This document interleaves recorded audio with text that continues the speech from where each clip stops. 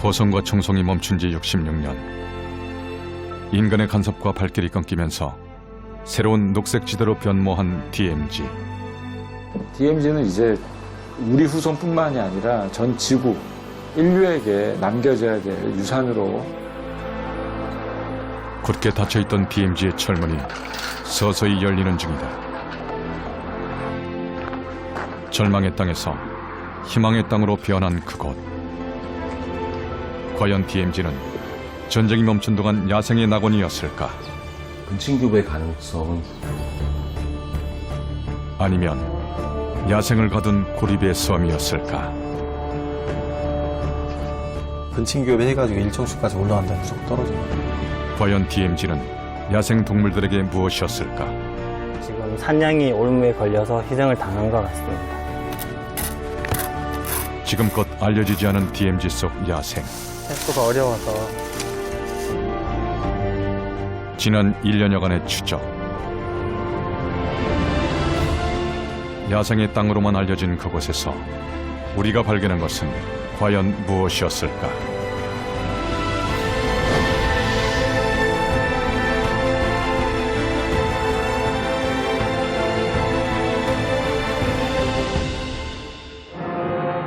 (1950년 6월 25일에) 벌어진 한국전쟁. 3년간 지속된 전쟁은 전 국토를 황폐화시키고 수많은 인명피해를 발생시켰다.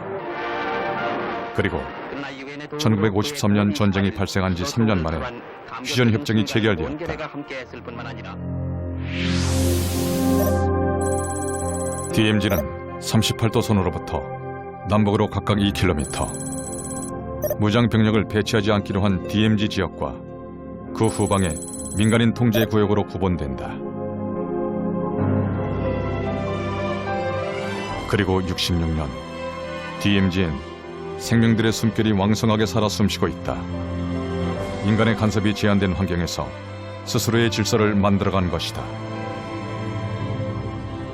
DMZ는 이제 우리 후손뿐만이 아니라 전 지구, 인류에게 남겨져야 될 유산으로 보여지고요. 자연유산은 북반구의 동북아의 자연생태계 원형이 DMZ 일원의 생태치구로서 펼쳐져 있고, 문화역사적 측면에서는 20세기 냉전 이래로 인류의 마지막 동서의 대립의 어떤 접점으로서의 공간, 그런 군사시설, 또 전쟁의 기억, 이런 측면에서 바로 세계 문화유산과 세계 자연유산이 어우러지는 복합유산으로. 사람의 손을 타지 않은 전 세계에서 유일한 공간, DMZ. 사상 처음으로 야생동물을 찾아 그것으로 향한다.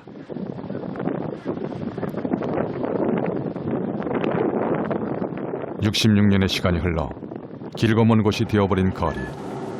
거리상으로는 멀지 않으나 민간인들이 출입하기엔 너무나 먼 곳으로 변해버린 금단의 땅.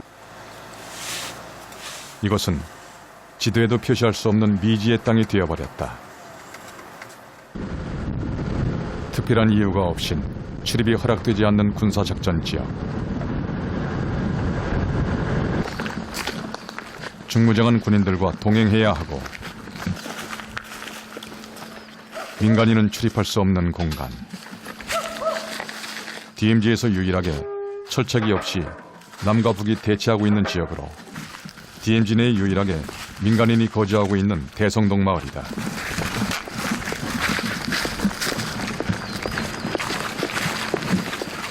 실탄으로 중무장한 수색대의 삼엄한 경호 아래 DMZ의 깊숙한 내부로 진입한다.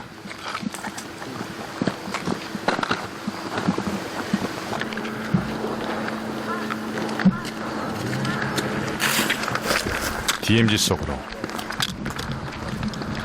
이 영농지에서 추수를 할 때는 저희가 완전 다 투입돼서 경계가 강화된 상태에서 추수하고, 그리고 추수가 다 끝나면 병력이 빠지고, 이런 쪽은 고의 없는 영농이라서 MDL이 바로 앞이라서. 눈앞에 펼쳐지는 대성 저수지. 걸어서 갈 수 있는 남쪽 DMZ의 마지막 지점이다. 아군 지피고, 지금 이쪽은 능선에 가려서 이제 이쪽이 북측입니다. 근데 이제 능선에 가려서 안 보이는데 일단 이쪽에서 MDL까지 거리는 한 150m, 100m 정도 떨어져 있고 아군 지피에서 적 지피까지는 한 1.8km 정도 떨어져 있습니다. 더 전방에 위치한 저 아군 지피도 있는데 일단 이쪽은 좀 차폐돼서 지형이 안 보이는데 이따 필요하면 이따 들어가게 될 지역은 MDL에서 50m밖에 안 떨어져 있습니다. 그래서 그쪽 가시면은 이제 MDL 간판이랑 이제 그런 것도 보실 수 있고 이쪽에서 좀 이게 이제 대성저수지인데 지금은 좀 물이 많이 차 있는데 이제 여름이나 이럴 때는 물이 좀 많이 빠지고 이게 또 농업용수로 사용이 됩니다. 평화로워 보이지만 남과 북으로 나뉘어서 더 이상 갈 수 없는 곳. 오직 야생만이 허락된 장소다. 평상시에는 뭐 이제 그냥 도보로 갈 때 뭐 어느 정도로 보인다라고 말씀드리기가 좀 그런 게 이게 되게 불규칙적이라서 근데 어떤 작전을 하다 보면은 하루에 한두 번은 꼭 보는 정도 수준이라서 그 정도 수준입니다. 이게 사람이 지나다니면은 동물들이 당연히 좀 피해 가기 때문에 그렇게 실제 작전하면서는 그렇게 자주는 안 보이는데 그 자주 보려면 이제 감시 장비로 보면은 정말 자주 보이는데 대성저수지는 북한과의 거리가 2km 이내로 남과 북의 거리가 가장 가까우면서도 철책이 없이 대치 중인 DMZ다. 저수지 너머에는 남한과 북한에 각각 한 마을씩 두 마을이 있다. 바로 남쪽의 대성동 마을과 북쪽의 기정동 마을이다. 마을 간의 거리는 불과 2.8km에 불과하다.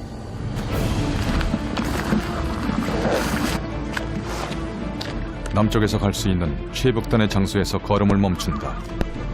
이곳에서 우리는 과연 무엇을 찾고 있는 것일까? 지금 여기서 이제 고라니 흔적을 발견을 했는데 고라니가 이 아래쪽에 있는 논에서 이 길을 따라서 이동을 한 다음에 저쪽에 있는 저수지에 지금 물을 먹으러 간 것 같습니다. 발자국 방향이 이쪽으로 나 있는데요. 이 발자국을 살펴보면 이 앞쪽 발가락이 두 개가 모여 있어서 이렇게 뾰족한 총알 모양의 형태를 나타내고 있거든요. 그리고 무게의 중심이 앞쪽으로 쏠리기 때문에 이 앞쪽이 좀 더 깊숙하게 찍혀 있는 것으로 봐서 진행 방향이 이쪽인 것 같습니다. 선명하게 새겨진 고라니의 흔적. 고라니는 이곳이 남과 북이 대치하고 있고 분단의 아픔이 서려 있는 곳이라는 것을 알고 있을까? 이런 것들에 가려져서 차폐돼서 뭐 적이 보이거나 이런 지역이 아니다 보니까 좀 못 느끼셨을 텐데 사실 200m면 다 소총 유효 사거리 아니기 때문에 굉장히 위험한 지역에서 활동을 하고 계십니다. 소총 공격을 받을 수 있고 지대의 위치가 확인되지 않은 위험 지역이다.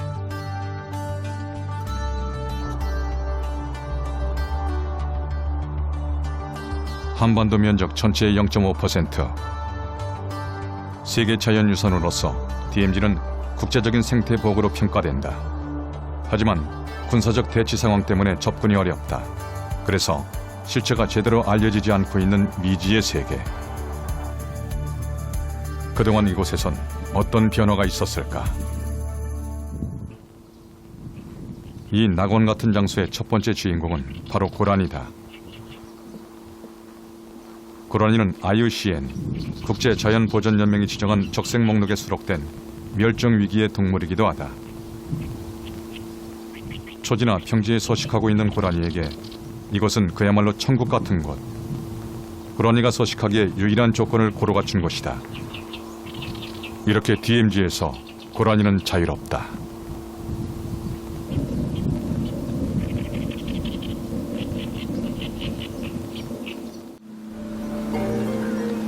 하지만 어느샌가 우리의 인식 속엔 로드킬의 희생양이자 농민들을 괴롭히는 유해조수로 인식되어 온 고라니. 66년의 시간 동안 고라니는 천덕꾸러기가 되어버렸다.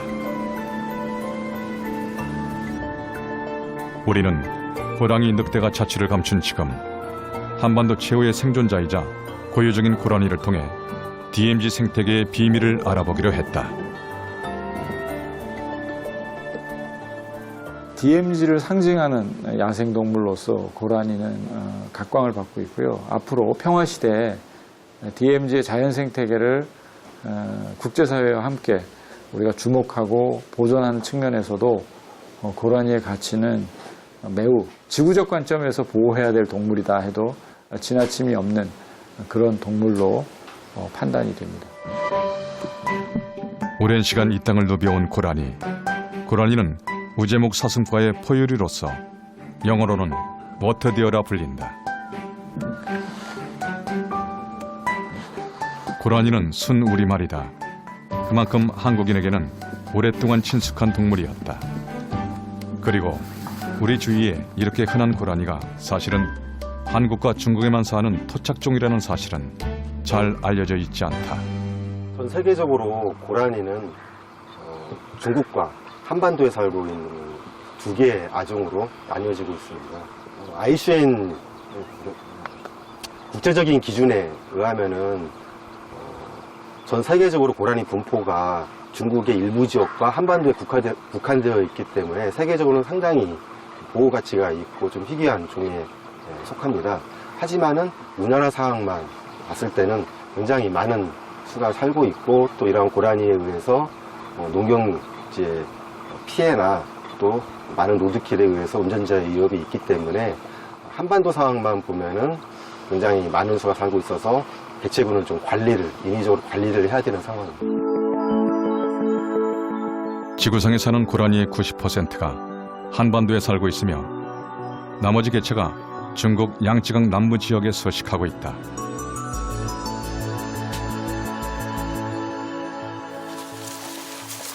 우리는 DMZ 야생동물 조사에 본격적으로 나섰다.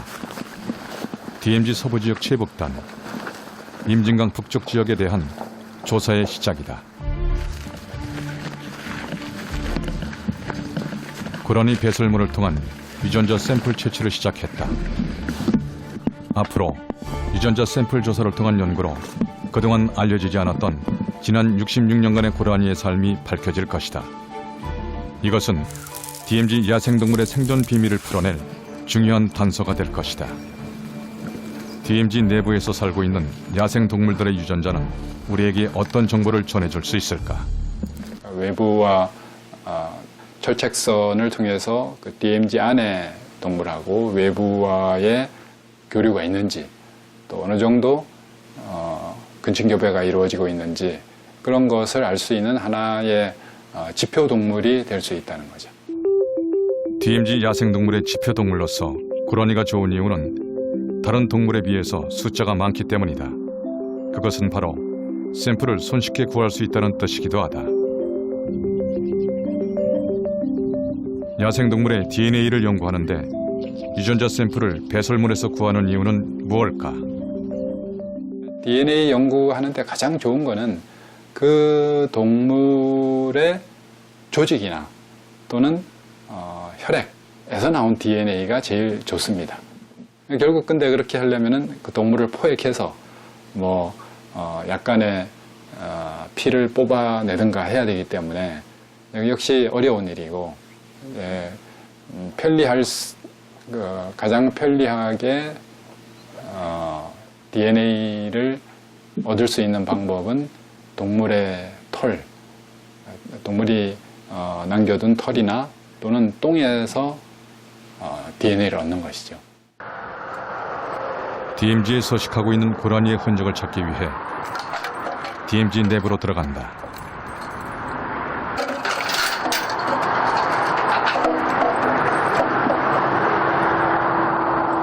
이중 철문에 모두 4개의 자물쇠로 굳게 잠겨있던 DMZ 통문을 여는 순간이다.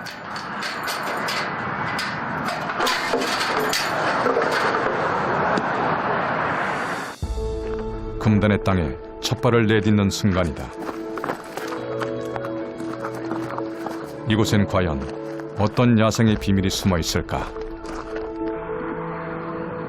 그리고 우린 그 해답을 찾을 수 있을까? 알고 지금 DMZ 내부는 철책을 따라 광활한 갈대밭을 이루고 있었다. 물꼬리를 얼어 있으면 이쪽으로 못 나간다는 겁니다. 중간중간에 저희가 이렇게 물꼬리 있는 데가 있어가지고 결빙이 돼서 그걸 건너면 다칠 수도 있기 때문에 저희 가다가 물꼬리 있는 데까지, 그러니까 물꼬리 건너지 못하고 있는 데까지만 저희가 앞으로 안내해드리고. 군부대의 인솔하에 안전한 길을 찾아 따라가는 길. 군인들만이 작전상의 필요에 따라 다니는 수색로. 이 길은 군인들은 작전을 위해 다니고 야생동물들은 먹이토와 쉼터를 오갈 때 사용하는 길이다. 군인과 야생동물이 함께 공유하는 길이다. 길의 끝. 더 이상 갈 수 없는 길. 꽁꽁 얼어붙은 강물들. 임진강을 사이에 둔 남과 북. 이곳이 갈 수 있는 마지막 땅이다. 그리 멀지 않은 곳에서 보이는 북측 초소.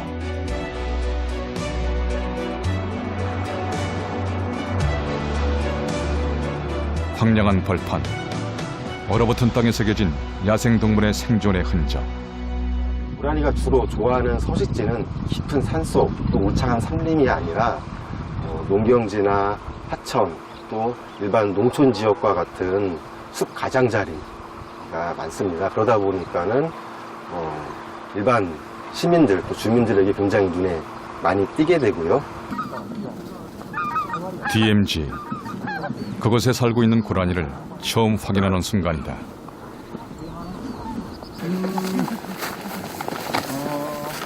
이곳 임진강 남쪽에 고라니 배설물을 통한 유전자 샘플 채취에 나선다.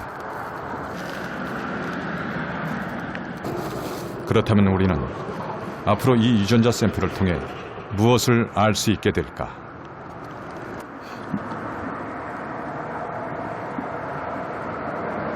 DMZ 인근에 서식하는 고라니 어떤 개체군의 그 진화적인 계통관계를 파악할 수 있고요. 집단 간에 있어서.